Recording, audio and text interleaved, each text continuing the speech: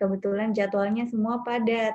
Jadi berikut ini akan saya share video mengenai salah satu jurusan yang berhubungan dengan komunikasi, lalu international relations di Ritsumeikan University, yang mana nanti di akhir video akan dijelaskan oleh Profesor Eugene mengenai pekerjaan apa saja atau bidang apa saja yang akan nanti membutuhkan skill yang kalian punya setelah lulus dari jurusan ini. Seperti itu. Oke, saya akan share.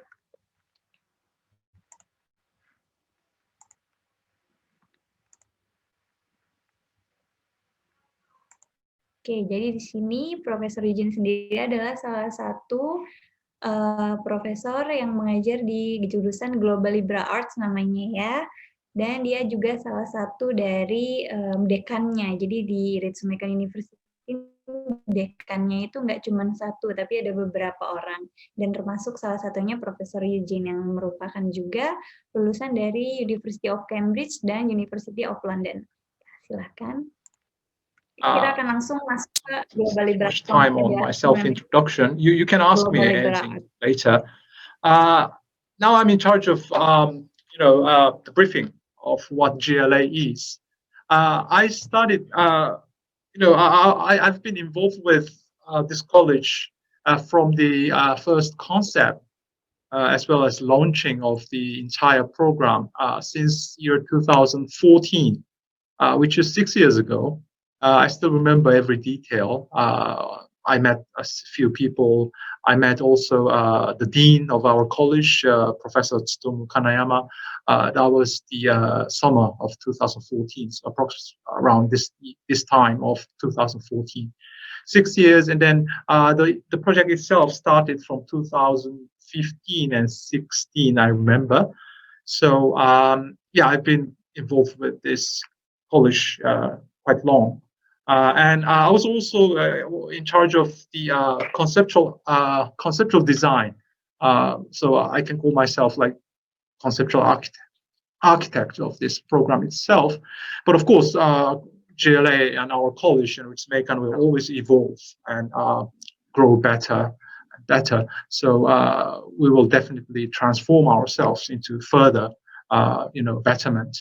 But I must be the right person. If you had any queries, any inquiries about the concept or what liberal arts is and what liberal arts, global liberal arts education itself is. So the first thing you can immediately spot will be this is dual degree program. That means, once you successfully finish your entire program offered by us and ANU, you will have 2 separate certificates. You have 2 degrees as your BA. So this is absolutely, an imaginative advantage in comparison to my time as an undergrad. So, and at the same time, this means you have to work twice harder than our usual undergraduate program, because in the same period of time, 4 years, you will get 2 degrees. That means, you have to work at least twice harder for this program. So I wish we could have determined students with passion and enthusiasm in general for study and self-development, please. So we are working together with Australian National University and Ritsumeikan University. I can explain further about ourselves later. So first message from me is we are dual degree program for you. Okay, so well, Australian National University, everybody knows, it's the only state national university established by Australia. And it's, of course, that's why it's #1 in Australia. And QS, I know many of you will know what it is. QS ranking is 29th in this year. In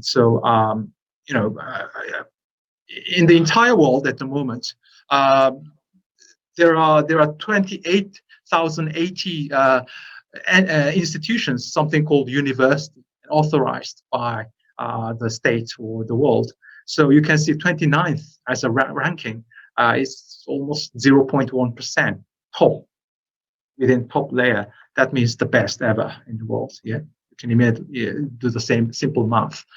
And our partner is not the entire ANU, but there is a gatekeeper, our partner, the college called Coral Bell School of Asia Pacific Affairs.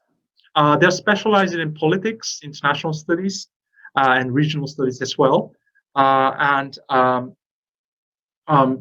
with Coral Bell School, the Australian National University is ranked 8th in the entire world in terms of politics and international studies. So they're really good at this as well. Okay, and world-class education. What is the features of our GLA program? Is that you can listen to our current students in GLA. We demand and expect best from you. You cannot really hang around and have just fun and do nothing to graduate from our school. The professors are determined, and staffs. Ritsumeikan University, the entire Ritsumeikan University, is very determined to make our college as best as possible.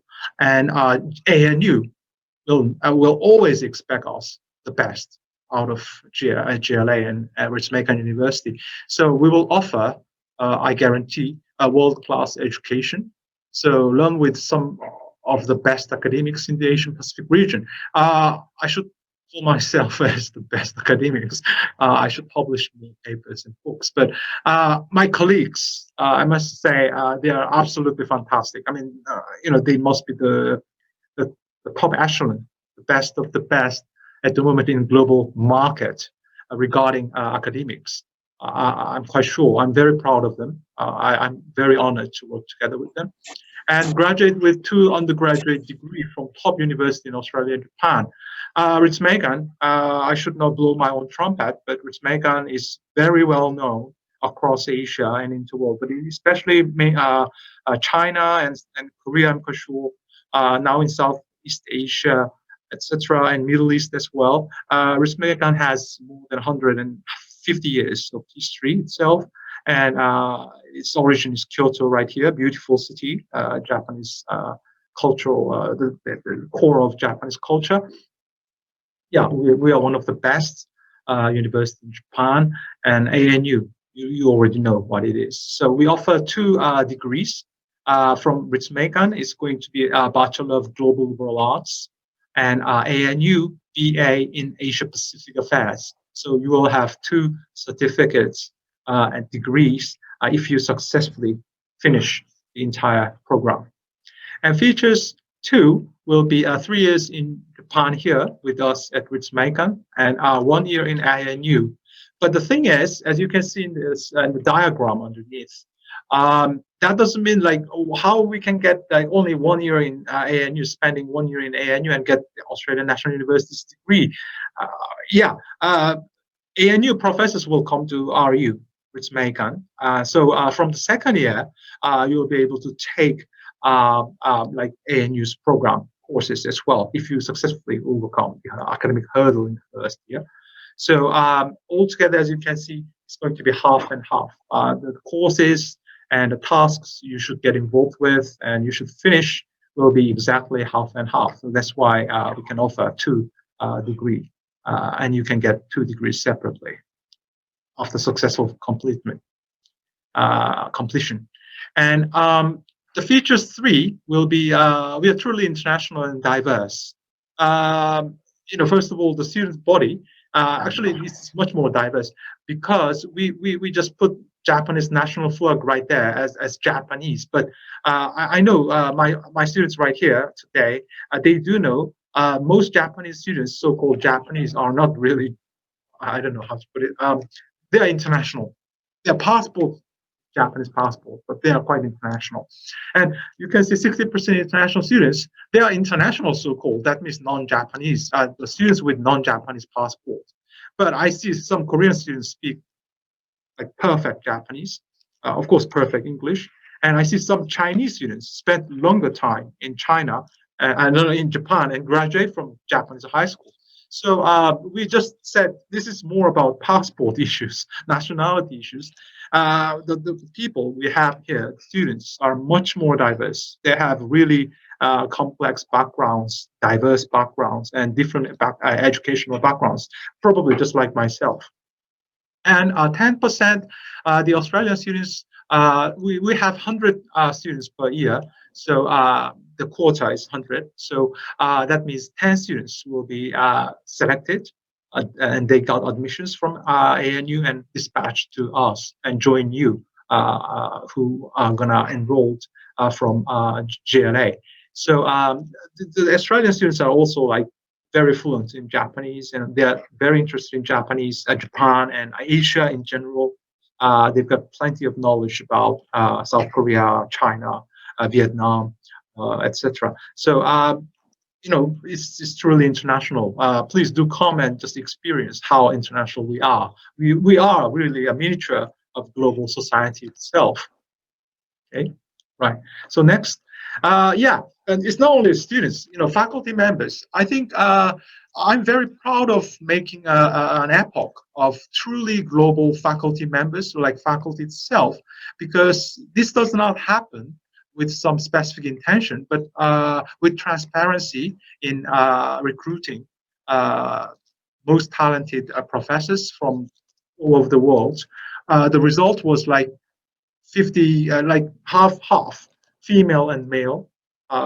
This is quite sensational in history of Japanese university education, because I do not think that there is any ratio like this in any university in Japan.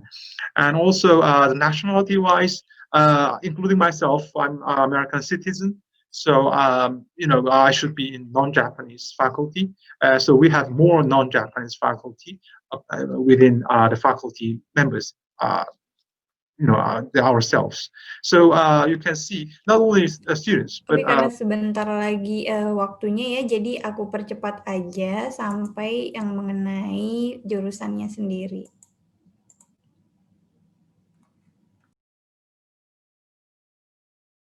how we are facing and what's going to happen in the future as well. And environmental change, this is a very serious issue. The climate change and how we are going to make a good symbiosis, live together with the entire world, the people as well as the nature. We have to protect our nature because we have only one planet Earth. If we can move around and go to some other planets, we can have some choices. But still, with our technologies we have, we cannot just go to the Mars or go to the Saturn all of a sudden and make our new world right there. So we have to protect planet Earth, and planet Earth is suffering from many problems due to ourselves. So we should consider how we're gonna protect and collaborate each other. Modern technology, this is one of my interests, as well as throughout my courses, I'm going to discuss with you about this. We are surrounded by technologies, and right this moment, we are using and applying something called technology to connect each other, and especially the audience in Korea, and I see there are some in India, many in Japan and the Philippines, and China, Bangladesh, New Zealand, etc., etc. We can talk to each other and we can share this slide thanks to the technology support. Yeah? So, what is technology? I will have very long sessions with you in my classes about this theme. Economic growth. Yeah, we have to feed ourselves. We have to eat. We have to be more prosperous, and we have to help each other. How we are going to sustain our economic growth will be another key theme we can discuss.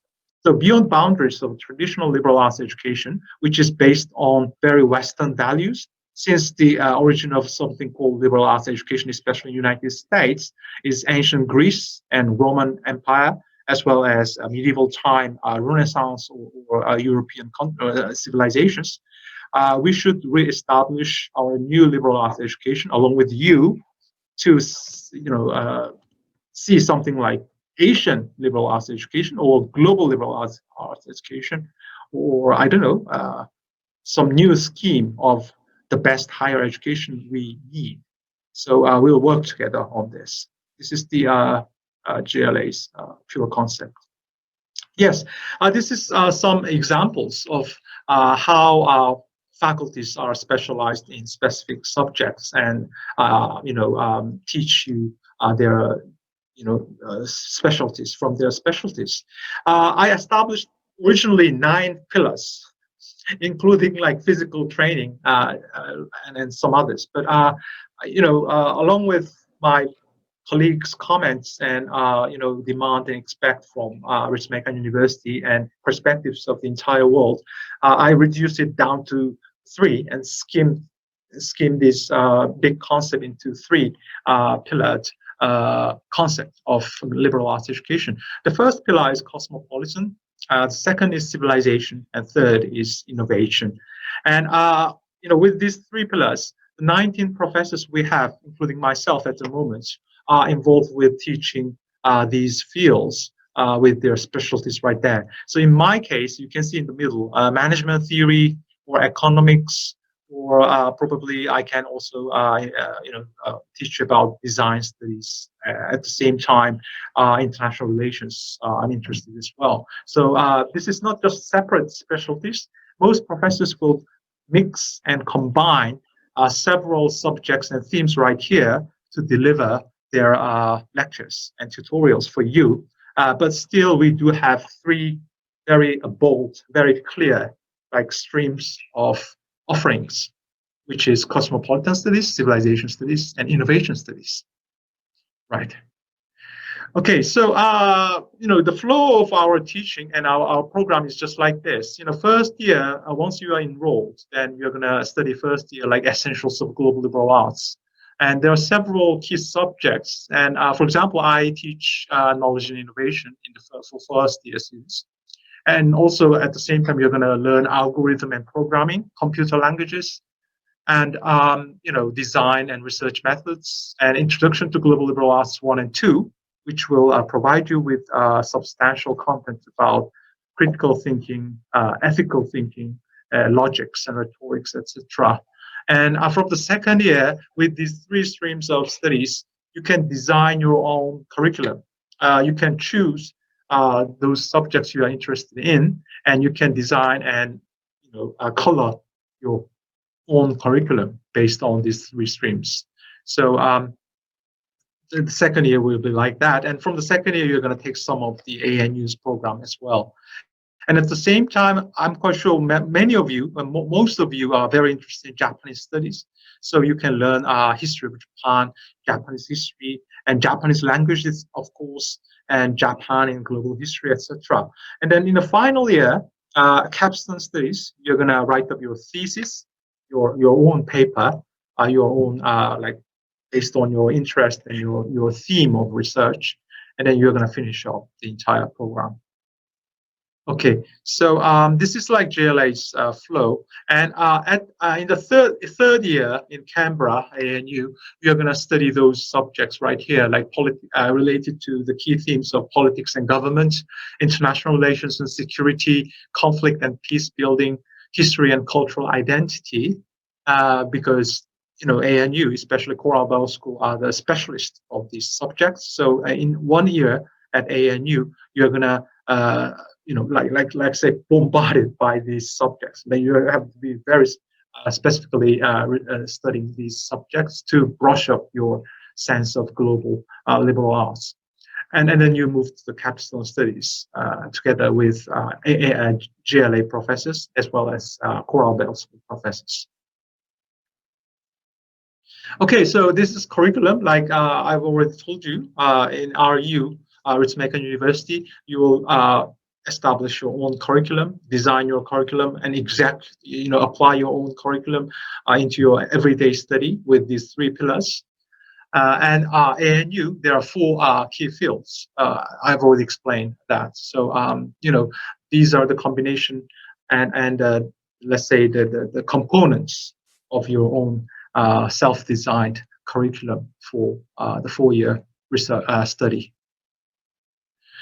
Okay, so I think saya akan lanjutkan langsung ke bagian mengenai prospektif karirnya ke depan.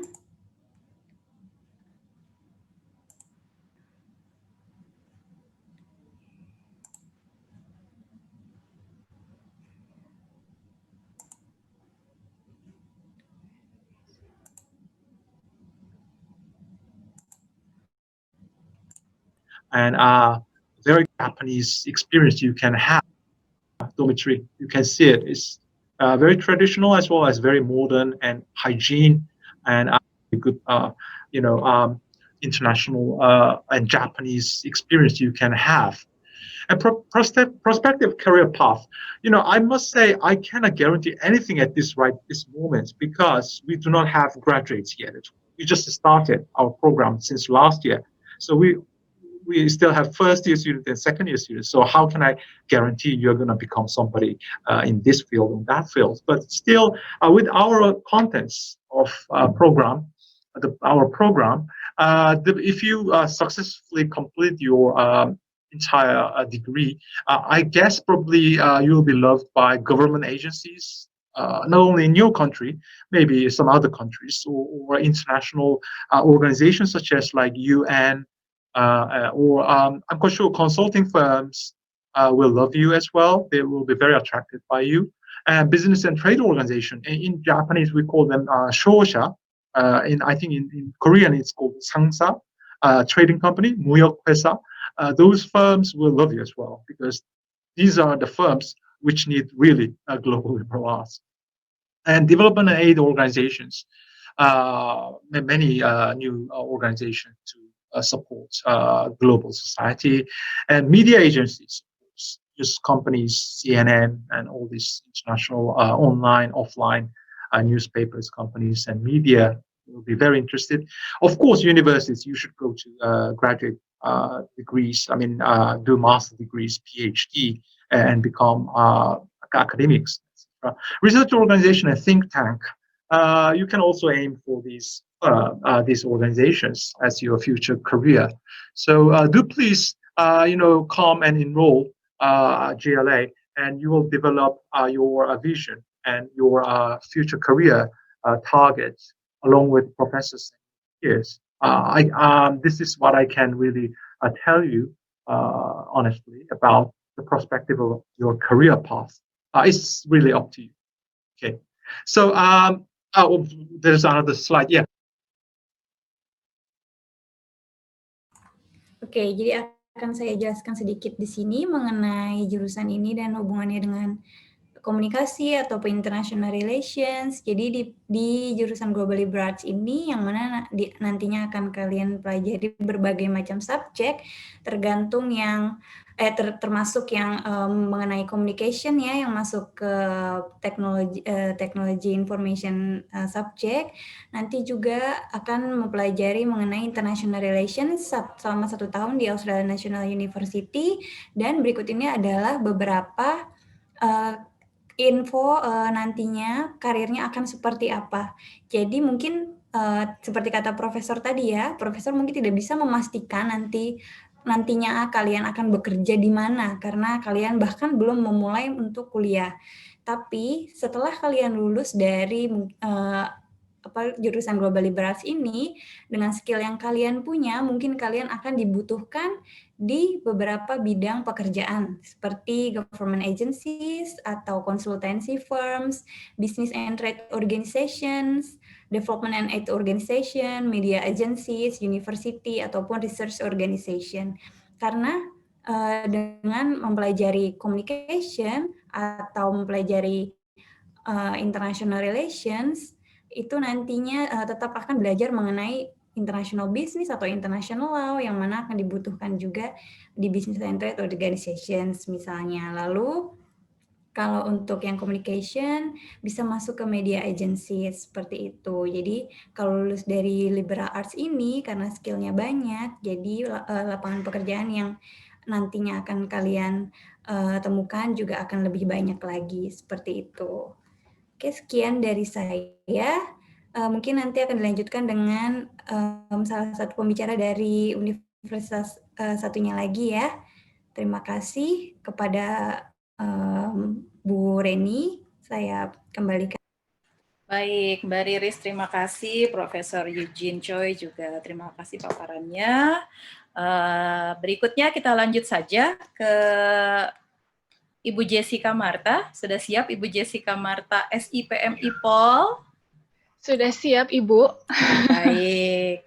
Nah, ini dia pembicara kita kedua hari Ibu ini adalah dosen Universitas Parahyangan, mungkin nanti bisa disampaikan juga dosen apa, kemudian juga kenapa sih sore ini bisa hadir gitu ya untuk membagi gitu ya, berbagi ilmunya tentang masalah komunikasi, mungkin juga masalah hubungan internasional begitu, yang pernah dialami, dilakukan, dipelajari, kemudian nantinya anak-anak ini kalau misalnya masuk ke komunikasi itu nanti akan jadi apa sih begitu. Mungkin tambahan juga nanti dari informasi yang sudah diberikan sesi pertama tadi.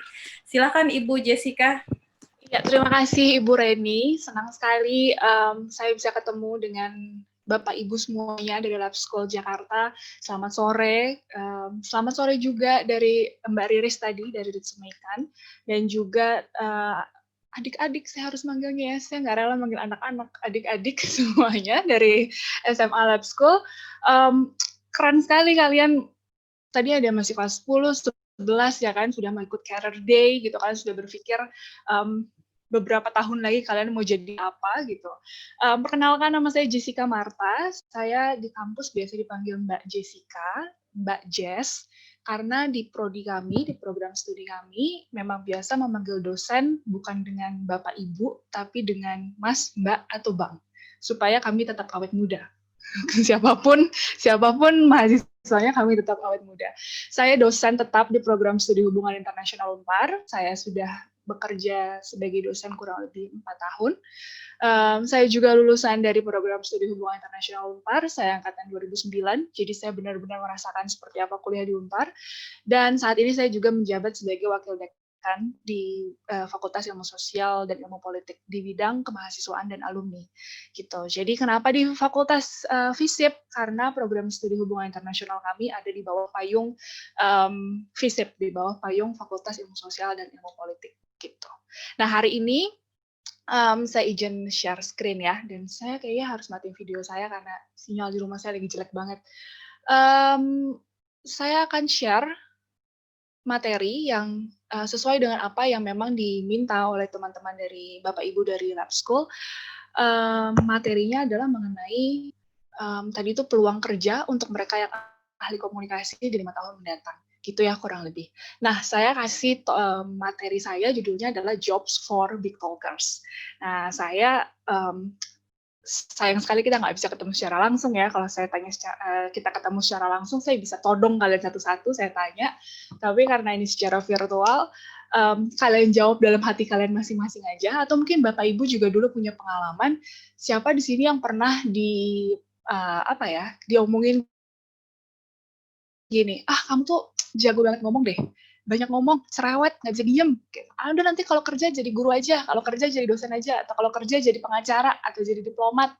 Habis lu ngomongnya jago banget. Nah, kalau ada di antara kalian yang seperti itu, mungkin kita senasib. Karena dulu juga saya diomongin kayak gitu.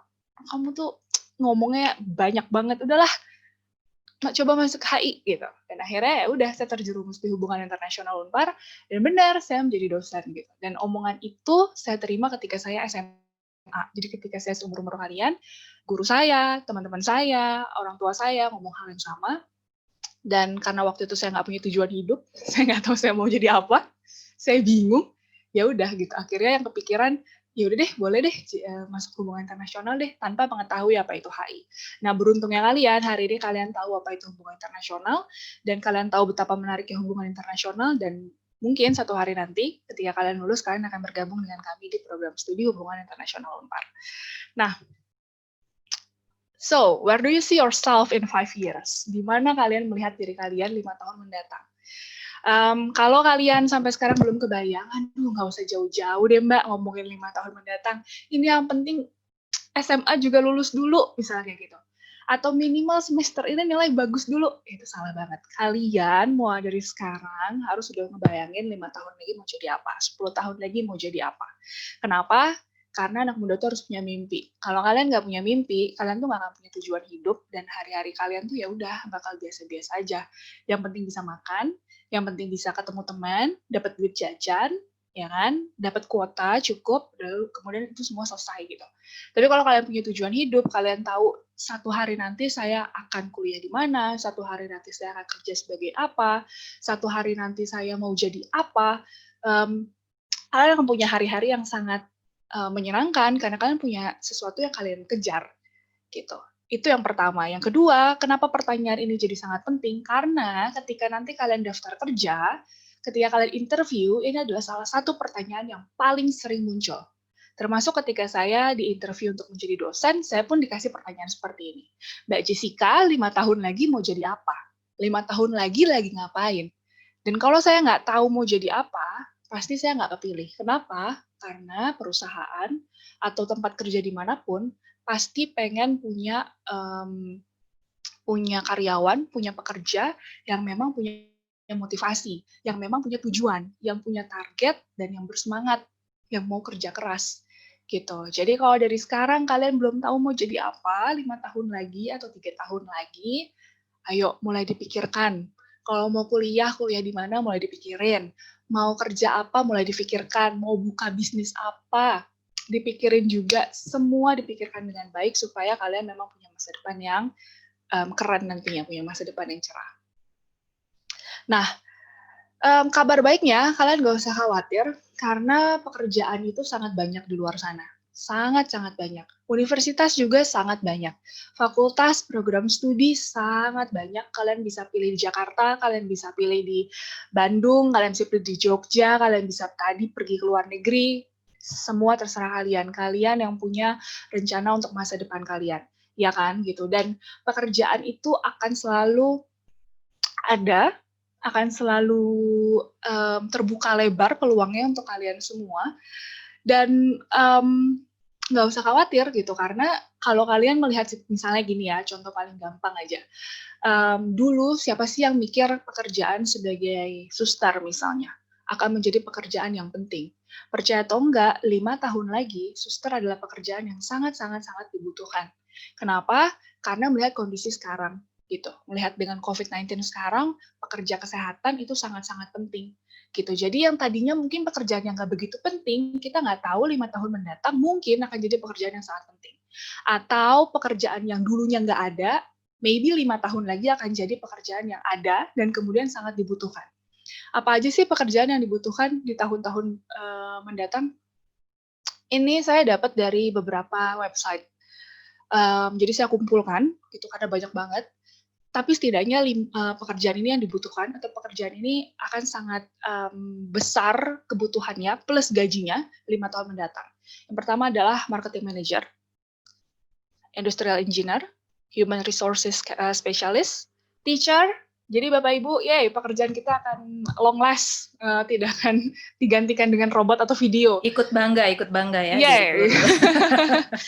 Baik dari tingkat preschool, primary, sampai special education, tetap butuh gitu. Teacher itu tetap dibutuhkan di mana-mana, dan ini surveinya skala global ya, jadi bukan cuma di Indonesia aja.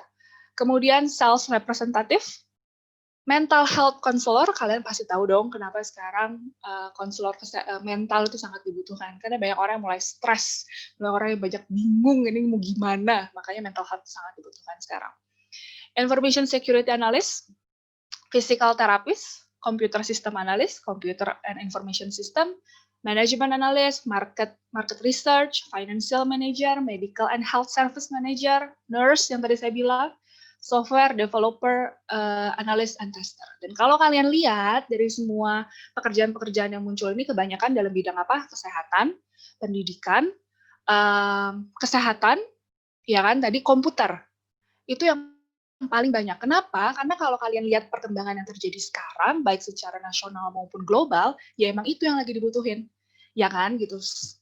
Masing-masing negara berlomba-lomba untuk mengembangkan, untuk memajukan negaranya dalam sektor-sektor tersebut. Gitu. Dan kalau kalian lihat lagi, semua pekerjaan-pekerjaan ini membutuhkan kemampuan komunikasi yang baik. Lihat ya, marketing manager, nggak mungkin dong marketing diem, ya kan?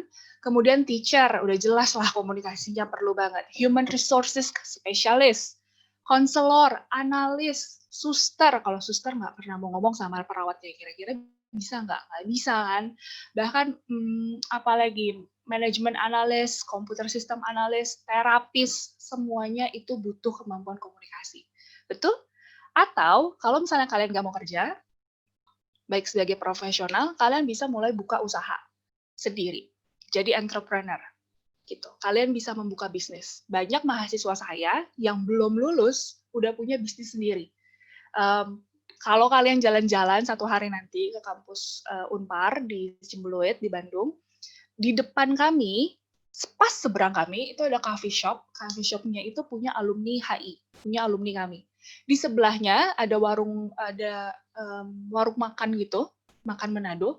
Itu pun punya mahasiswa kami, sekarang udah jadi alumni sih, gitu. Dan banyak mahasiswa kami yang sekarang mengembangkan bisnis, gitu. Bahkan ketika mereka masih kuliah, Mbak, saya punya usaha makanan nih, Mbak, saya punya usaha fashion, banyak banget usahanya, gitu. Jadi kalau kalian nggak mau kerja, kalian mau buka lapangan pekerjaan pun bisa, bener nggak?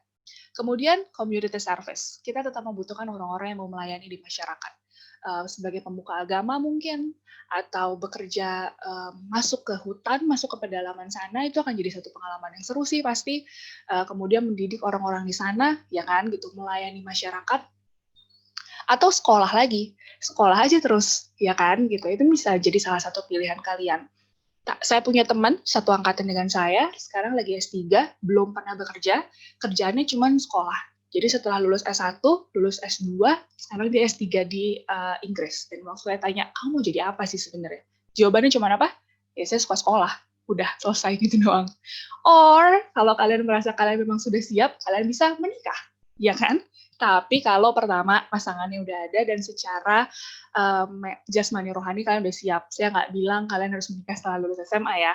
Tapi kalau memang ada dan kalian sudah siap secara jasmani rohani nggak ada masalah. Intinya ada begitu banyak pilihan untuk masa depan kalian. Betul, kalian bisa memilih apapun yang kalian mau. Jadi kalau sekarang kalian nggak punya nggak kebayang mau jadi apa, halo, ada begitu banyak pilihan. Gitu. Kalian bisa mulai merancang-rancang mau jadi apa, mau ngapain, gitu ya. Next. Nah, tapi permasalahannya apa skill yang dibutuhkan untuk sukses di masa depan? Apa kemampuan yang diperlukan? Nah, lagi-lagi saya mencari survei jadi ada satu website namanya LinkedIn. LinkedIn itu adalah website yang isinya adalah CV plus lowongan-lowongan pekerjaan. Jadi kalau kalian nanti mau daftar kerja, kalian bisa buka LinkedIn, LinkedIn gitu. Dan dia melakukan survei apa sih 10 soft skill yang paling dibutuhkan oleh perusahaan-perusahaan di seluruh dunia. Dan kalau kalian lihat, it's not only about IQ, ini bukan hanya tentang harus pintar, IPK tinggi, itu penting, betul, tapi kalian juga harus punya soft skill. Dan soft skill yang paling tinggi yang dibutuhkan adalah komunikasi. Kemampuan komunikasi kalian harus bagus. Dan itu pasti jadi pertanyaan, dan itu pun menjadi salah satu penilaian. Saya menjadi salah satu orang yang ikut kalau calon dosen di fakultas kami atau di program studi kami. Dan kami melihat kemampuan komunikasinya oke atau enggak. Kalau kemampuan komunikasinya enggak oke, ya gimana mau ngajar, bener enggak? Gimana mau berelasi dengan orang lain, gimana mau punya hubungan baik dengan orang lain kalau tidak bisa berkomunikasi dengan baik. So, communication skills itu sangat-sangat penting. Dan kemampuan komunikasi ini menjadi penting bukan hanya dalam bidang pekerjaan, tapi juga dalam bidang apapun dalam kehidupan kalian. Baik kalian dengan keluarga, kalian dengan teman kalian, kalian dengan ibu guru, bapak guru di sekolah, ya kan? Dengan siapa lagi? Dengan teman-teman kalian di Instagram, follower kalian mungkin, dengan siapapun di sekitar kalian, pokoknya komunikasi itu sangat penting. Ketika kalian bisa berkomunikasi dengan baik, di pekerjaan pasti oke, di sekolah pasti oke, di lingkungan kalian pasti oke. Gitu. Dan ya contoh paling gampang lah, mungkin di antara kalian ada yang udah pacaran ya kan, ini contoh paling gampang. Pasti cari pacar yang enak buat diajak ngobrol, nyambung kalau diajak ngobrol. Dan kalau putus gara-gara apa? Habis, nggak dihubungin, 2 hari, nggak ada komunikasi, bener nggak? Ya kan? Jadi komunikasi itu penting banget. Baik dalam kehidupan sehari-hari yang simple aja, ataupun dalam bidang pekerjaan kalian nanti. Apapun pekerjaan kalian. Nah, sekarang kita masuk ke International Relation Unpar.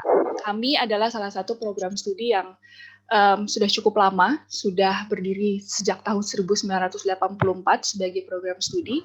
Dan kalau kalian cari di website tentang program studi HI terbaik di Indonesia, saya boleh sombong sih, saya boleh agak tinggi sedikit. HI Unpar masuk di salah satu list itu. Meskipun masih banyak universitas lain. Saya nggak bilang saya paling bagus ya, universitas saya paling bagus, tapi salah satu yang direkomendasikan adalah HI Unpar. Gitu, hubungan internasional Unpar. Kami punya visi untuk menjadi salah satu program studi yang terkemuka dan terpercaya, baik itu dalam skala nasional di Indonesia maupun dalam skala global. Maka dari itu kami banyak melakukan kerjasama dengan berbagai universitas untuk mengembangkan program studi kami supaya semakin tahun semakin maju, dan semakin maju. Dan untuk mencapai visi tersebut, kami akan selalu memberikan good education buat mahasiswa-mahasiswa kami. Kemudian juga mendukung kalian dengan soft skill. Jadi bukan hanya tentang political science, bukan hanya tentang international relation theory, tapi kita juga akan membantu kalian dengan soft skill supaya kalian ketika keluar bukan cuma pintar di otak, tapi juga perilaku oke, attitude oke, karakter oke. Kemudian good quality in publication. Kami mendorong kalian juga untuk punya publikasi baik di koran, jurnal, syukur-syukur bisa membuat buku satu hari nanti, ya kan? Dan juga tetap berdedikasi untuk melakukan community service. Jadi bukan cuma pintar, ya kan? Tapi juga mau bisa bermanfaat untuk masyarakat di sekitar. Nah, ini yang perlu ditekankan. Jadi kalau ditanya, terus habis lulus dari Unpar, dari Prodi HI Unpar mau jadi apa? Pasti kan kebayangnya jadi diplomat, ya nggak sih? Kalau HI hubungan internasional, pasti kerja di Kementerian Luar Negeri. Tapi bukan itu. Kami tidak pernah membayangkan satu hari nanti lulusan kami 90% harus jadi diplomat. Nggak itu juga.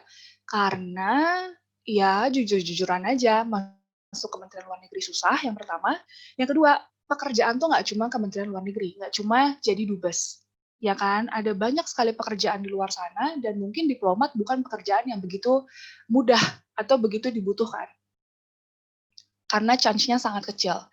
Maka dari itu, kami tidak pernah bilang satu hari nanti kalau kalian lulus jadi apa. Tapi kalau kalian lulus, kalian punya kemampuan ini. Kalian bisa jadi analis, kalian bisa jadi negosiator, kalian bisa jadi komunikator yang baik, kalian bisa jadi manajer, kalian bisa menjadi entrepreneur, kalian bisa jadi leader dalam bidang apapun pekerjaan kalian nanti. Gak harus berhubungan sama hubungan internasional, gak harus berhubungan dengan luar negeri, gak harus berhubungan dengan politik.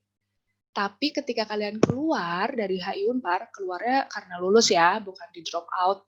Karena lulus, dapat ijazah, dapat transkrip, maka kalian akan jadi orang-orang yang punya kemampuan-kemampuan ini dalam bidang apapun. Gitu. Nah, dan kami sangat menghargai balance life. Gitu. Jadi hidup itu nggak cuma tentang sekolah, nggak cuma tentang kuliah, ya kan? Nggak cuma tentang sekolah yang baik, tapi juga kami punya slogan yang namanya buku pesta cinta. Buku itu tentang akademik, so akademik kalian tetap harus bagus. Kami sangat menolak mahasiswa-mahasiswa yang, aduh kalau IP-nya jelek pasti kita cerewetin. IP itu indeks prestasi, jadi kalau nilai-nilainya jelek pasti kita cerewetin, pasti kita nasihatin berjam-jam. Tapi selain buku, kalian tetap harus punya pesta. Ada aktivitas kemahasiswaan yang bisa kalian ikuti. Ada, ya kita tetap kok yang ada festival-festival musik kita tetap lakukan. Apalagi dance up. Kita pernah punya acara-acara kumpul-kumpul gitu juga tetap ada kok. Dan di sisi lain kita punya cinta. Cinta itu bukan tentang pacaran ya. Cinta itu bukan tentang cewek dan cowok, tapi cinta terhadap lingkungan di sekitar kalian, cinta terhadap kampus kalian nanti, cinta terhadap siapa lagi bangsa kalian, terhadap negara kalian gitu. Jadi nggak cuma tentang belajar, tapi juga tentang aktif di organisasi dan tetap menjadi manfaat, tetap bisa menjadi sesuatu yang membanggakan gitu, sesuatu yang menjadi berkat untuk orang-orang di sekitar kalian. Nah, apa saja yang kami punya? Yang pertama, kami punya kurikulum yang selalu kami perbaharui, dan kurikulum ini selalu diperbaharui dan disesuaikan dengan kebutuhan pasar, itu kebutuhan orang-orang gitu. Kita nggak bisa, enggak, kita mau kurikulumnya kayak zaman dulu aja tahun 2004, sekarang udah 2020, maka kami akan secara rutin berkumpul dengan para pengguna-pengguna, dengan para dari Kementerian Luar Negeri, dari organisasi internasional, kemudian kami tanya apa sih yang lagi dibutuhin sekarang, karena kami mau menciptakan lulusan yang disesuaikan dengan kebutuhan pasar. Supaya kalian juga nggak jadi jobless, ya kan, udah keluar dari Unpar, tuh ya, nggak dibutuhin gitu. Berikutnya kami punya 4 bidang ilmu. Jadi HI itu adalah ilmu yang sangat luas, ya gitu. Dan kami bikin 4 konsentrasi. Konsentrasi yang pertama adalah politik dan keamanan. Kalian suka bahas tentang militer, tentang perang, tentang apalagi perbatasan, Laut Cina Selatan dan kawan-kawannya. Kalian bisa masuk di kelompok bidang pertama, politik dan keamanan. Yang kedua, kita punya ekonomi politik internasional. Jadi kalau kalian mau kerja di MNC satu hari nanti, kalian mau bekerja di bank, kita punya salah satu lulusan kita sudah menjadi CEO di Standard Chartered Indonesia. Kemudian bidang yang ketiga adalah organisasi internasional. Jadi kalau kalian pernah dengar UNICEF, WHO, apalagi PBB, ASEAN, dan kawan-kawannya. Nah, di bidang kajian ketiga ini kita akan belajar banyak tentang organisasi tersebut. Dan yang terakhir adalah media dan komunikasi internasional. Jadi kalau kalian yang mau kerja sebagai jurnalis, yang mau kerja jadi news anchor, nah itu bisa jadi salah satu pekerjaan kalian nanti ketika kalian lulus dari hubungan internasional Unpar.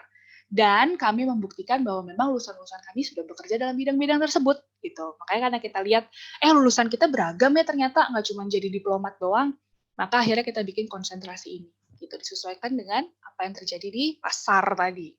Nah, berikutnya kita punya workshop, punya seminar, punya training yang memang pasti kita lakukan setiap semester, malah bisa setiap minggu, setiap bulan selalu ada untuk memfasilitasi soft skill kalian tadi. Student activity plus kita juga punya student organization yang sangat banyak. Jadi kalian kemampuan bekerja sama, kemampuan berkomunikasi, kemampuan bekerja di bawah tekanan, itu semua kan berkembang dalam student activity dan juga student organization. Nah, ini adalah beberapa contoh aktivitas yang kami lakukan.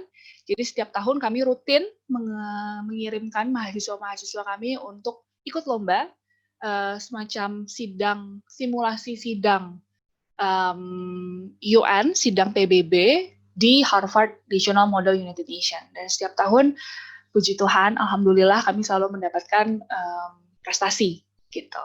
Jadi ini mahasiswanya luas sih, nggak cuma mahasiswa HI aja. Tapi kalau kalian lihat dari foto, jadi kalau misalnya di situ ada 1, 2, 3, 4, 5, 8 orang, 7 orangnya anak HI Unpar, satunya doang di luar dari hubungan internasional gitu.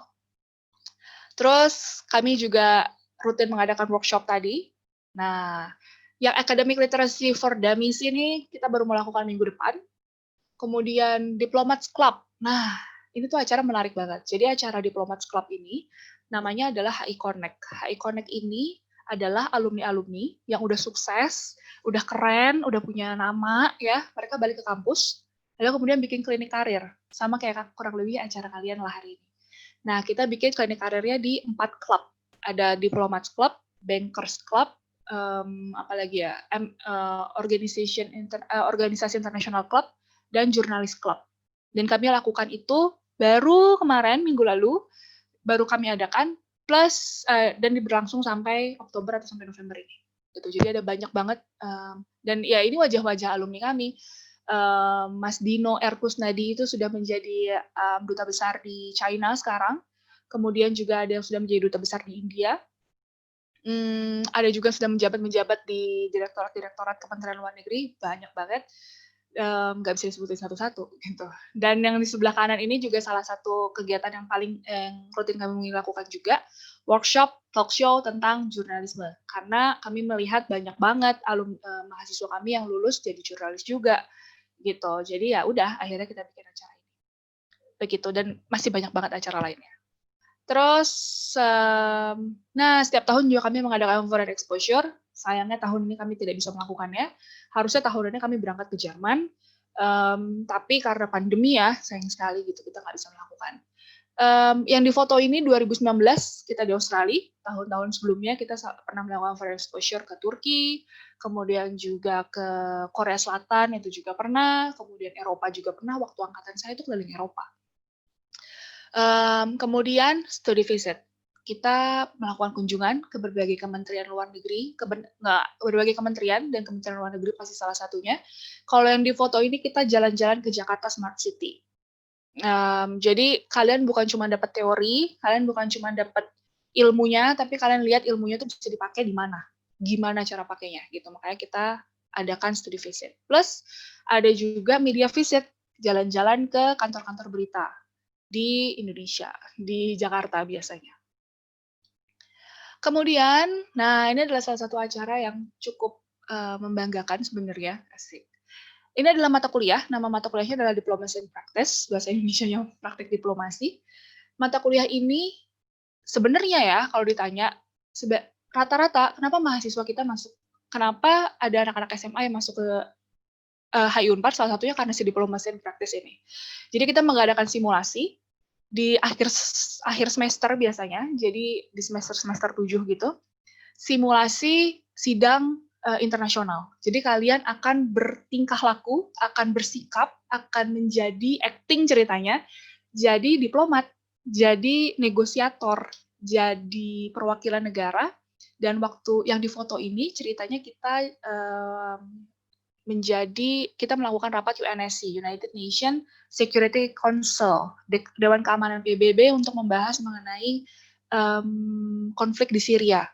Gitu. Jadi 1 hari full acaranya di hotel kita bikin, mereka berdandan seperti ini, ngomong pakai bahasa Inggris, ya itu dengan segala perangkat-perangkatnya, ada benderanya, ada segala macam, dan benar-benar ngerasain seperti apa jadi diplomat. Karena ya itu tadi, belum tentu semua orang jadi diplomat, ya kan? Makanya dirasain dulu di simulasinya ini. Gitu. Mbak Jess, 5 menit lagi ya. Ini kayaknya slide terakhir. Baik, terima kasih. Nah, so where do you see yourself in 5 years? Saya tanya lagi nih ke kalian, 5 tahun lagi kalian ada di mana? Maybe saya bisa ketemu kalian di HI Unpar. Nanti kalau kalian benar ada yang masuk HI Unpar, samperin saya ya, terus bilang, hai Mbak, saya mau itu dengar Mbak ngomong yang secara online dari lab school.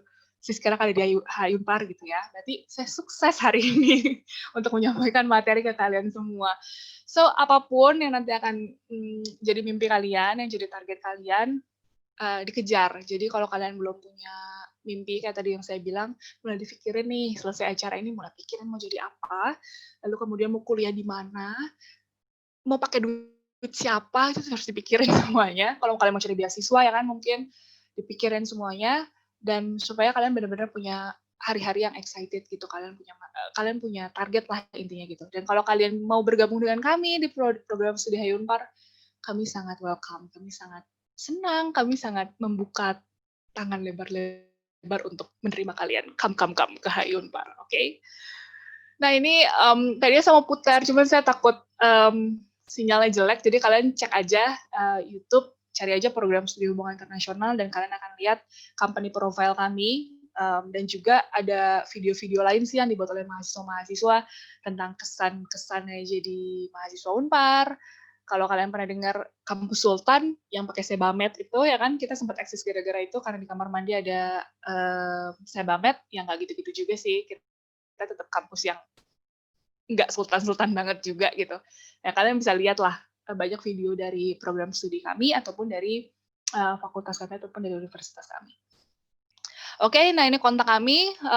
Mungkin kalian nggak akan datang ke kampus, nggak akan telepon juga, tapi kalau kalian kepo, pengen tahu tentang kami, ada Instagram kami @hi.unpar, atau kalau kalian mau tahu lebih banyak lagi tentang mahasiswa, biasanya mahasiswa kan lebih jago ya bikin media-media gitu, mereka lebih keren lah.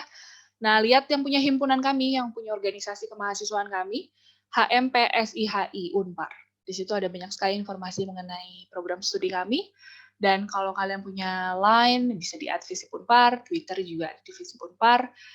Tadi YouTube juga udah ada ya, Visipunpar. Jadi kalian bisa tahu lebih banyak tentang program studi kami. Oke, itu dia dari saya. Terima kasih banyak loh untuk perhatiannya. Tetap jaga kesehatan teman-teman semuanya, adik-adik semuanya. Dan semoga satu hari nanti benar ya ada di antara kalian yang ketemu dengan saya di program studi hubungan internasional Universitas Katolik Parahyangan. Ibu Reni, saya kembalikan ke Bu Reni. Terima kasih. Baik, terima kasih Mbak Jessica yang penuh semangat ya dari 30 menit loh, terus gitu kan. Lancar, mantap gitu ya, nggak salah DHI ya.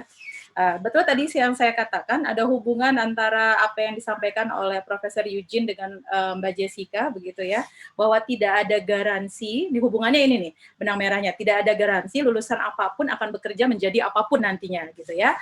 Mbak Jessica tadi juga memantapkan begitu ya apa yang disampaikan Profesor Eugene juga gitu. Dan kalau saya tadi menyimak baik-baik apa yang disampaikan Mbak Jess, lab school itu seperti apa ya, tempat kecilnya, lebih kecilnya dari Unpar kayaknya. Karena Hamun kita juga ikut gitu ya. Tahun ini sudah kali ke berapa ya? 6 atau ke berapa Miss Nuni mungkin bisa menjawabnya gitu ya.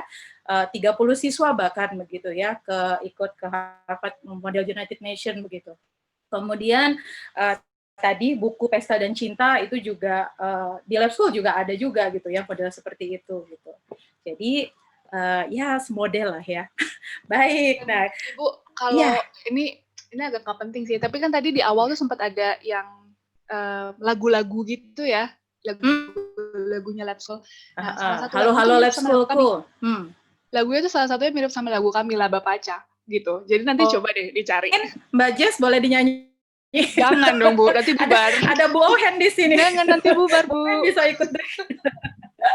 Baik, seru loh kalau punya dosen kayak gini ya. Baik, kita masuk ke sesi tanya jawab, diskusi. Ini sudah ada beberapa di kolom chat, boleh saya langsung saja ya saya bacakan.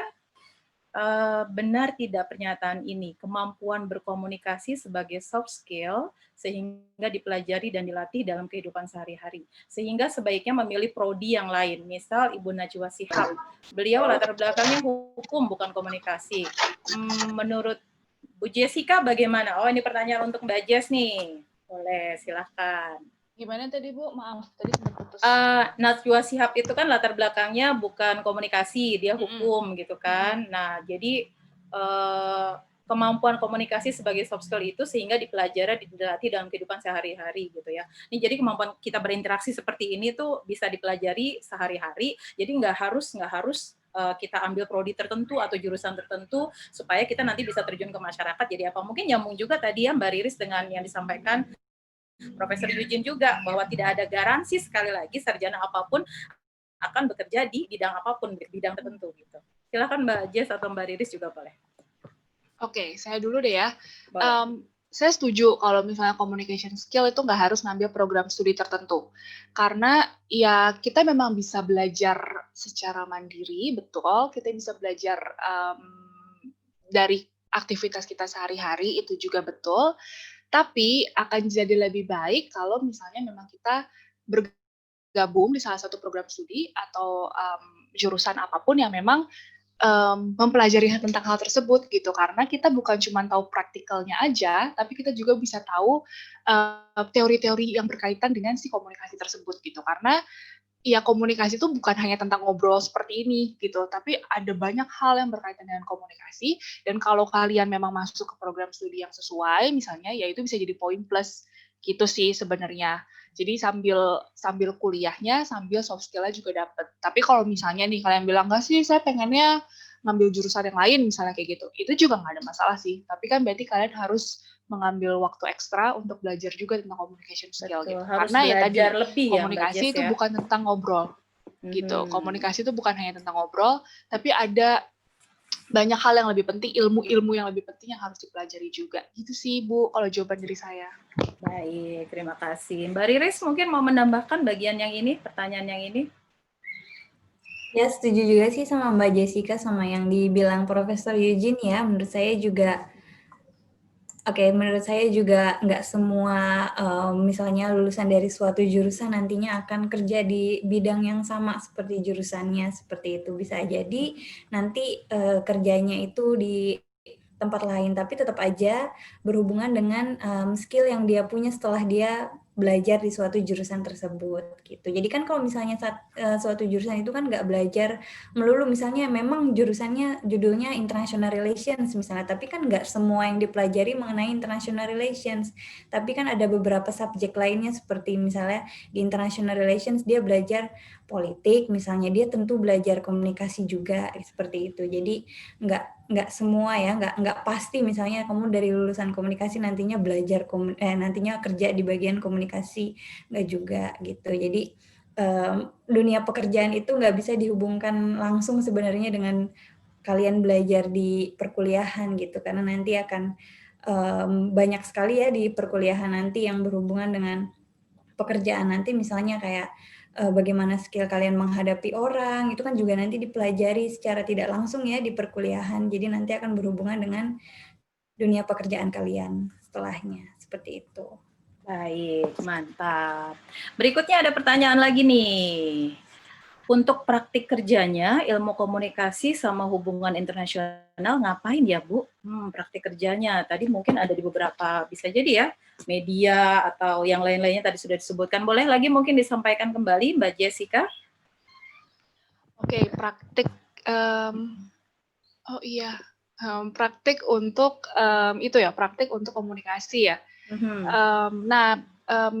Kalau di program studi kami, praktik itu bisa melalui magang, jadi kita punya mata kuliah magang, atau yang kedua ya tadi dari kegiatan-kegiatan kemahasiswaan atau kegiatan-kegiatan praktek diplomasi tadi gitu. Nah kalau magang, kami biasanya akan menyarankan kalian untuk cari bidang kerja, cari organisasi atau kantor yang memang sesuai dengan apa sih minat kalian gitu. Nah di situ kan biasanya nanti ada praktek-praktek komunikasi pasti yang kalian lakukan kan gitu. Gimana rasanya bekerja, gimana rasanya ngobrol sama, berkomunikasi dengan mereka yang lebih senior, berkomunikasi di dunia kerja seperti apa. Dan pasti setiap magang itu kalian akan selalu terkoneksi dengan dosen pembimbingnya gitu. Jadi kayak kalian sambil praktek sambil belajar gitu sama dosennya. Atau ya kayak tadi gitu, ketika misalnya praktek diplomasi aja ya, hal yang paling gampang. Ini mata kuliah, kalian melakukan simulasi, tapi kami membekali kalian dengan ilmu-ilmu lain yang berkaitan dengan komunikasi, kayak misalnya ilmu untuk bernegosiasi, gimana ngomong formal, gimana surat menyurat formal, gimana diplomatic language, misalnya kayak gitu ya. Dan nanti dipraktekkan gitu, disimulasikan gitu. Jadi teorinya dapat, kemudian prakteknya juga dapat kayak gitu. Dan banyak sih contoh-contoh lain, misalnya apalagi kita punya English Club. Di situ juga kan kemampuan berkomunikasi secara khusus ya dalam bahasa Inggris itu juga dikembangkan. Lalu, kalau saya cari satu-satu banyak banget sih. Tapi intinya emang anak HI itu tukang ngomong. Jadi prakteknya ya pasti praktek ngomong gitu. Harus bawel ya. Iya, kita jagonya untuk ngomong gitu. Jadi pasti banyak banget praktek untuk berkomunikasinya gitu. Itu Bu. Baik, terima kasih. Ada yang ingin bertanya lagi langsung mungkin? Helga nggak langsung pengen nikah kan? Tadi poinnya dari Mbak Jess ada tuh salah satunya nikah tuh ya. Oke, Helga mungkin ingin bertanya langsung, silakan, atau siapapun. Baik. Nggak ada pertanyaan, cuman nggak ada pertanyaan ya. Tapi boleh loh. Dapat banyak ilmu sih, jadi lebih termotivasi aja pengen ikut komunikasi. Jadi lebih yakin sih intinya gitu. Baik, nih keren ya, Helga kan anak IPS nih ya, kelas 12 IPS nih. Jadi mungkin cita-cita mau jadi apa sih Helga? Sebenarnya ya belum kepikiran sih Bu, cuman ya nggak tahu, saya kayak merasa saya juga paling cocok di komunikasi, bisa ngelihat saya di komunikasi, cuman kalau di lapangan kerja gitu belum bisa terlalu ngebayangin gitu loh Bu. Jadi apa yang disampaikan dua pembicara kita nih tadi sudah memberi gambaran ya buat Helga ya. Iya Bu. Ternyata luas gitu ya tentang komunikasi ini. Baik, terima kasih Helga. Saya lanjut ke penanya di kolom chat. Bu, bedanya peminatan komunikasi di bagian periklanan sama DKV yang bagian periklanan juga apa ya?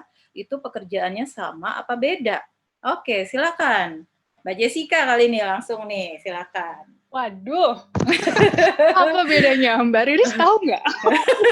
Apa bedanya? Mbak Riris lebih tahu dulu, boleh nanti kasih contekan ke Mbak Jessica. Coba Bu, ya ini aku tinggal idem Mbak. Menurut saya sih bedanya kalau di komunikasi kan ya lebih ke mungkin bagian bahasanya ya, tapi kalau misalnya di kafe kan dia ada desain ya, mungkin jadi lebih desain visual gitu ya, jadi lebih ke visualnya. Jadi kalau di kafe itu pasti ada berhubungan dengan gambar-gambarnya, tapi yang komunikasi aja itu belum tentu dia ada kemampuan menggambarnya gitu. Jadi mungkin dia advertising-nya di bagian radio atau seperti itu sih menurut saya ya. Saya bukan anak HI nih, mohon maaf.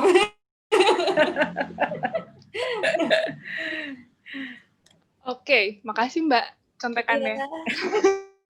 Halo. Kan lumayan ya, dapat contekan, dapat nilainya udah lumayan nih di atas KKM. Iya, lumayan lah. Pasti B ya, nggak mungkin WA nih, karena udah dapat contekan. Iya, saya punya salah satu teman saya tuh di DKV gitu. Dan kalau saya lihat di Instagramnya, karena saya kan nggak mungkin aja ya dia ngapain. Kalau saya ngeliat di Instagramnya ya kerjaan dia ngegambar gitu, bener-bener ngegambar. Jadi mungkin lebih ke situ ya, lebih ke desain, ngomongin komputer, program, dan lain sebagainya. Tapi mungkin kalau periklanan lebih ke marketingnya kali ya, kemampuan untuk menjualnya, kemampuan untuk berkomunikasi secara verbalnya, gitu kali ya. Ya mirip sih jawaban saya Mbak Riris, saya cuma ngasih contoh aja. Baik, terima kasih. Bapak, Ibu, atau anak-anakku ada yang ingin bertanya lagi kepada dua pembicara yang memang paham sekali dengan kira-kira nih kalian nanti nih anak-anakku ya 5 tahun ke depan nih bakal ngapain sih dengan komunikasi ini gitu ya, dengan ilmu komunikasi yang dimiliki gitu ya. Baik, saya cek lagi. Oke, kalau gitu saya yang tanya deh, boleh ya, sambil nunggu penanya lagi. Nah, kalau HI ini kan lebih ke apa ya, majornya tuh ke politik gitu ya, betul nggak? Politik keamanan ya, gitu. Tapi di samping itu juga harus pasti komunikasinya juga ya tadi skill komunikasi juga harus sangat baik begitu ya untuk bisa apa ya kolaborasi lah, bekerja sama dengan juga orang banyak begitu dan pastinya bukan hanya ngobrol-ngobrol. Nah, sejauh ini seberapa persen begitu ya, seberapa persen atau seberapa banyak dari lulusan HI ini yang lebih memilih pekerjaannya nanti ke politik keamanan, kemudian di bagian media atau di bagian lainnya itu seberapa banyak sih begitu ya. Mungkin tidak secara pasti gitu ya berapa persennya, tapi bisa dikira-kira lah yang masuk ke politik bagian ini bisa mungkin 70%, kemudian yang lain-lainnya di media mungkin sekian persen. Silakan Mbak Jessica. Kalau ya secara detail sih saya nggak terlalu ikut deh Bu gimana persen-persennya gitu, saya nggak tahu. Cuma kalau ngelihat dari 4 konsentrasi tadi kan ada politik keamanan, bisnis, ekonomi politik, organisasi internasional, dan media. Justru keamanan ini yang paling dengan diplomat, duta besar, dan lain-lain. Sementara untuk masuk ke situ tuh susah banget. Yang saya tahu ya Bu, susah banget. Gitu. Jadi memang sedikit dari alumni-alumni kami yang kerja di situ, tapi justru lebih banyaknya alumni kami bekerja di ekonomi politik, baik itu di banyaknya MNC, dan kalau ngelihat dari perusahaan multinasional, dan kalau ngelihat dari perkembangan sekarang banyaknya masuknya startup. Shopee dan kawan-kawan, karena selain memang itu lagi sekarang lagi booming-boomingnya itu ya. Betul, duitnya juga oke katanya. Nah, iya betul. Duitnya juga oke. Nah makanya kita ya di situ bank itu tetap banyak, kemudian jurnalis justru yang banyaknya. Gitu. Teman-teman saya seangkatan ada beberapa orang yang justru bekerja di kantor media sih. Oke, kalau mau jadi influencer gitu di Instagram bisa harus dengan media komunikasi yang baik juga kan ya? Biar cuannya lebih dapat banyak, betul nggak? Iya, betul. Ya, dan mahasiswa saya ada juga loh yang jadi selebgram gitu. Keren, followernya banyak banget. Nah, pasti kan harus dengan ya itu tadi komunikasi yang baik. Kalau ngomongnya juga asal-asalan gitu kan, siapa orang yang mau lihat gitu ya? Mungkin Anya Geraldine gitu ya, dia bagus, memang secara fisik juga oke gitu kan, tapi juga secara komunikasi juga baik lah begitu. Baik, saya lanjut lagi, kita masih ada, bolehlah 1-2 penanya lagi ya. Ini ada yang bertanya lagi, kalau peminatan radio itu kerjanya ngapain ya? Benerin radio atau setting alatnya atau gimana? Baik, boleh dijawab, silakan oleh siapa aja. Gimana tadi, maaf Bu? Kalau peminatan radio itu kerjanya ngapain? Oke, benerin radio atau setting alatnya atau gimana? Kan ini ada nih salah satu. Peminatan radio ya, nggak Iya. mungkin sih ya kalau misalnya ngebenerin itu pasti kan pasti itu berhubungan teknisi dengan ya. teknik ya. Betul.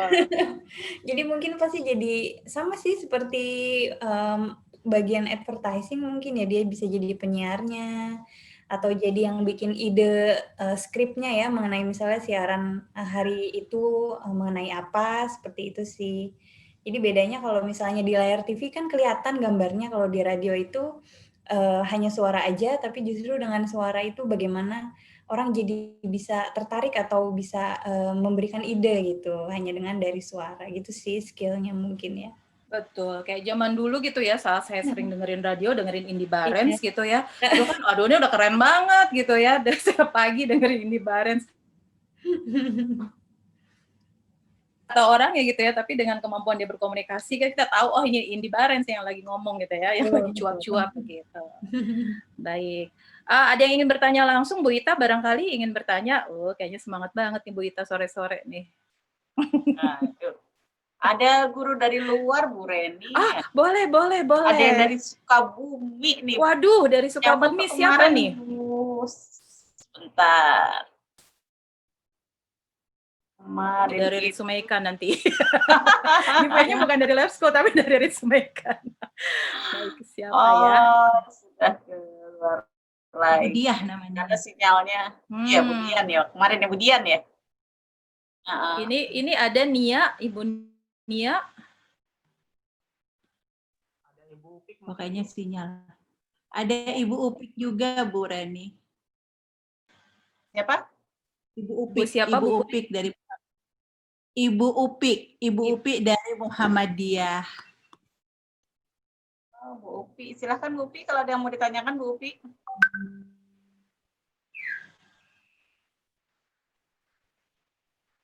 Masih di mute. Nah, ya. Iya, nah Ibu Ya, Ibu Upik, Farida silakan. Iya Bu, terima kasih.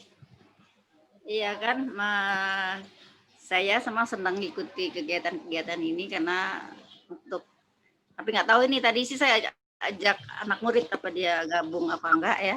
Karena saya pikir info-info ini penting sekali ya Bu, apalagi dengan kondisi kita nggak tahu seperti yang tadi disampaikan oleh narasumber 5 tahun ke depan tuh apa gitu. Ininya juga apa, karena banyak pertanyaan-pertanyaan anak-anak yang Bu kita nanti gimana dan gimana. Makanya saya selalu mengikuti Bu ada kegiatan gitu, karena saya ini udah termasuk sebenarnya udah usia pensiun gitu lah Bu. Jadi saya pikir saya harus banyak informasi. Nah jadi saya tertarik itu 5 karir tentang yang berhubungan dengan komunikasi. Karena banyak anak-anak yang tahun ini aja Bu, anak saya tuh yang masuk komunikasi baik ini, terutama di swasta tuh banyak banget gitu. Ya mereka karena berharap dengan termasuk yang booming kali ya jurusannya ya. Waktu daftar juga di perguruan tinggi itu ilmu komunikasi. Alhamdulillah sih ada satu dapat di veteran, satu dapat di UIN Bandung. Ya, karena begitu. Anak IPA kebetulan dua-duanya dapat. Jadi saya pikir ilmu komunikasi ini bagi saya ya, saya perlu banyak info-info tentang hal-hal ini. Jadi terima kasih karena saya bisa diajak digabung di webinar ini. Itu ya aja Bu, makasih. Baik, terima kasih Bu Upik, senang hari ini. Ada Ibu Uliana mungkin mau bertanya juga boleh, silakan. Ibu Uliana Idrus.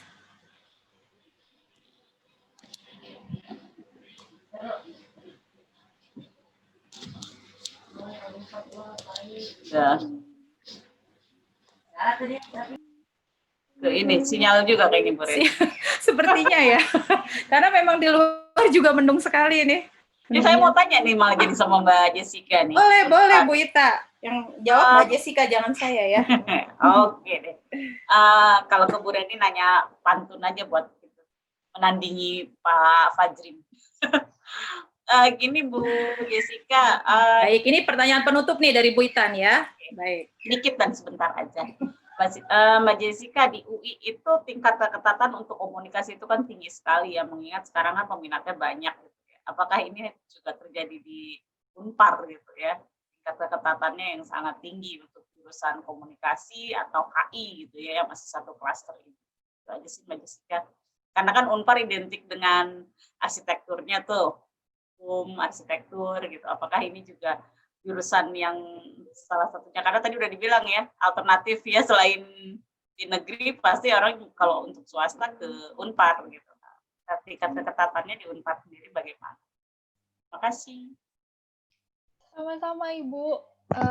Halo Ibu Ita, kalau ditanya peminatannya tinggi nggak sih ke program studi kami gitu, HI Unpar? Jawabannya iya Bu.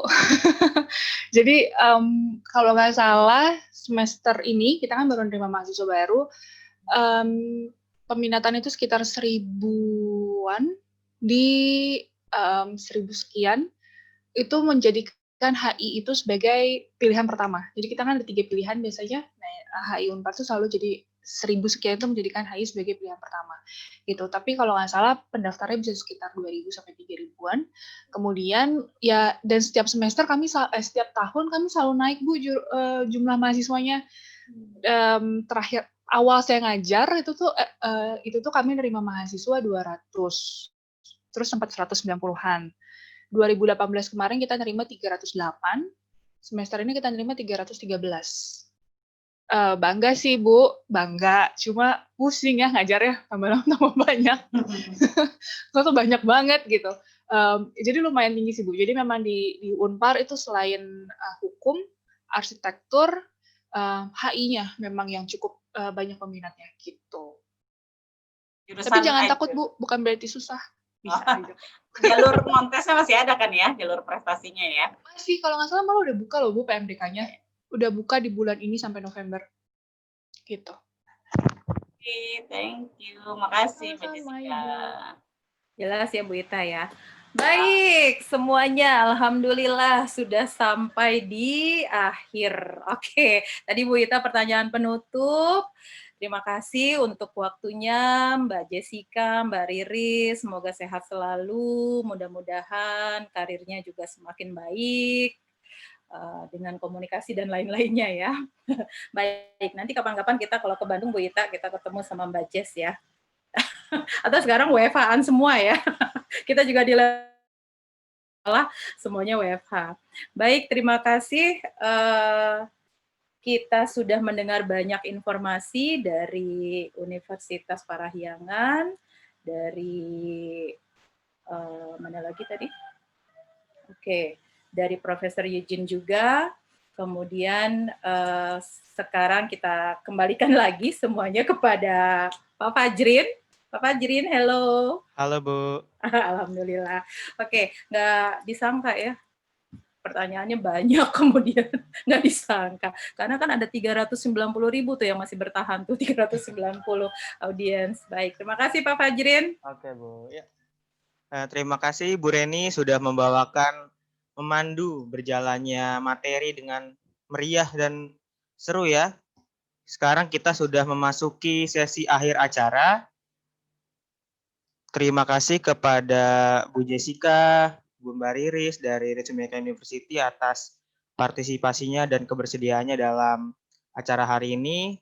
Dan juga terima kasih kepada Bapak Ibu Guru yang sudah bertahan sampai akhir, para guru BK dari seluruh DKI Jakarta dan seluruh Indonesia malah ya, ada beberapa yang dari luar, ada yang dari Sukabumi, yang sudah turut serta dalam acara karir di hari ini dari kemarin bahkan sampai ikut terus gitu ya saat diundang. Dan terima kasih juga pada para siswa SMA Lab School Jakarta, baik kelas 10, 11, 12, meskipun kelas 10, kelas 11, tapi semangatnya masih ada. Semangatnya udah ada untuk ikut karir day dari awal gitu, karena penasaran banget sama jurusannya nih, tentang apa nih, bahas apa. Semoga acara hari ini menjadi berkah dan kebermanfaatan buat kita semua. Demikian, kurang lebihnya mohon maaf, izin saya tutup. Wassalamualaikum warahmatullahi wabarakatuh.